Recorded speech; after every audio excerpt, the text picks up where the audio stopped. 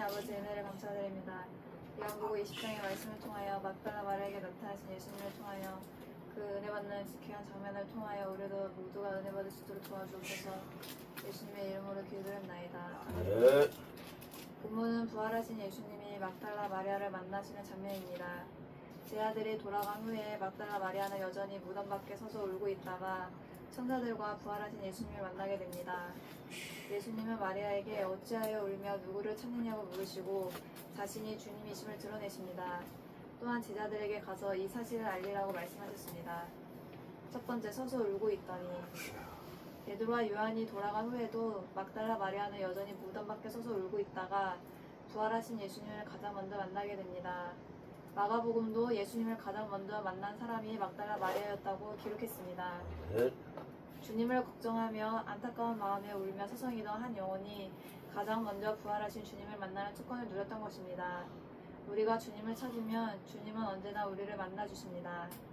두 번째, 사람들이 내 주님을 옮겨왔다가. 마리아는 사람들이 주님의 시신을 가져갔다고 생각했습니다. 사실 예수님의 부활 이후에 이런 의견은 끊임없이 제기되어 왔습니다. 유대인들이 시체를 훔쳐서 손상했다느니 제자들이 부활을 가장하기 위해서 시체를 훔쳤다느니 하는 설들이 그것들입니다. 그러나 유대인들에 의한 도적설은 그것이 평소 예수님의 부활 주장을 도와주는 격이 되므로 가능한 의견이 아니며 제자들에 의한 조작설은 아이러니하게도 제자들도 생각지 못한 부활을 경계하던 유대 지도자들에 의해 무덤이 굳게 지켜졌으므로 역시 불가능한 일이었습니다. 세 번째, 여자여 어찌하며 울며 나 누구를 찾느냐. 앞에서 천사가 물었던 동일한 질문을 예수님도 마리아에게 하셨습니다. 물론 그 질문은 우는 이유를 모르셔서가 아니라 마리아를 깨우치기 위해서였습니다. 예수님의 부활에 대해 생각조차 하지 못한 마리아였기 때문에 그녀는 울 수밖에 없었던 것입니다. 잘 모르면 울 수밖에 없습니다.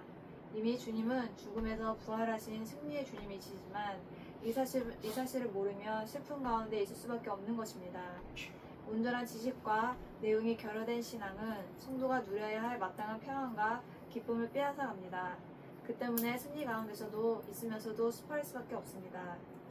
네 번째, 나를 붙들지 말라. 내가 아직 아버지께로 올라가지 아니하노라.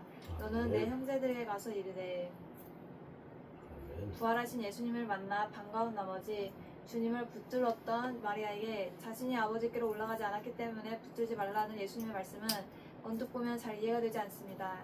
이 말은 승천해야 하니 자신을 붙든 손을 놓으라는 의미가 아닙니다. 주님을 다시 만난 인간적인 기쁨에만 머무르지 말고 승천하실 영원한 주님과의 새로운 관계에 마음을 두라는 말씀입니다. 예전처럼 지상에서의 주님과의 교제가 전부라고 생각하지 말라는 것입니다. 더 나아가 제자들에게도 부활의 소식과 주님의 말씀을 전하라는 의도도 담겨 있습니다. 현주에 안주하려는 인간의 본성이 있습니다.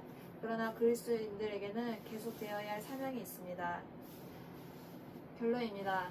마리아는 어찌하여 우느냐라는 질문을 거듭해서 천사들과 예수님에게 받았습니다. 이 질문 속에서 우리가 깨달아야 하는 영적인 진리가 담겨 있습니다. 마리아가 울 수밖에 없었던 이유는 주님이 이미 부활하신 사실을 몰랐기 때문입니다. 만약 알았다면 기쁨을 이기지 못했을 것입니다. 이처럼 성도들이 하나님의 자녀로서의 자신의 신분과 상태를 올바로 이해하지 못하면 이 세상에서 기쁨 없는 신앙생활을 하기가 쉽습니다. 성경이 이미 약속했고 승리를 보장하는 것들에 대해 관해 잘 모르면 여전히 어둠 가운데 헤맬 수밖에 없습니다. 그러므로 성도의 특권에 관해 올바른 이해를 가져야 합니다. 예를 들어서 주님이 우리에게 원하시는 마음은 두려워하는 마음이 아니라 능력과 사랑과 절제의 마음입니다. 그 때문에 소극적인 두려움이 아니라 적극적인 능력과 사랑을 행사하며 살아감이 마땅합니다. 우리는 요즘은 어떠합니까? 두려워합니까? 슬퍼합니까? 우리는 누구이며 어떤 삶을 살 사람으로 부르심을 받았는지 다시 묵상해 보아야 합니다. 이어서 예수님은 자신을 계속 붙들며 현재 상태에만 머무르라 하는 마리아에게 더 진전된 관계와 사명을 주문하셨습니다. 성도는 예수 그리스도와 더 진전된 관계를 향해서 나아가는 가운데 사명을 수행하는 사람들입니다. 모든 것이 편하다고 현재의 상태에만 머무르려고 하면 안 된다는 것입니다. 더 발전적인 신앙을 향해 나아가야만 합니다. 발전적인 신앙의 모습은 어떤 것인지 늘 이것을 생각하고 있어야 합니다. 기도하겠습니다. 하나님, 예수님 부활하신 예수님을 만남으로써 우리가 가져야 할 기쁨과 평안이 빼앗기지 않도록 도와주시고 현재의 만족과 기쁨에만 안주하는 것이 아니라 날마다 성장하여 온전한 성화 구원을 이뤄나갈 수 있도록 부활하신 주님과 함께 동행할 수 있도록 도와주시옵소서. 모든 것을 감사드리며 예수님의 이름으로 기도드렸나이다. 아멘.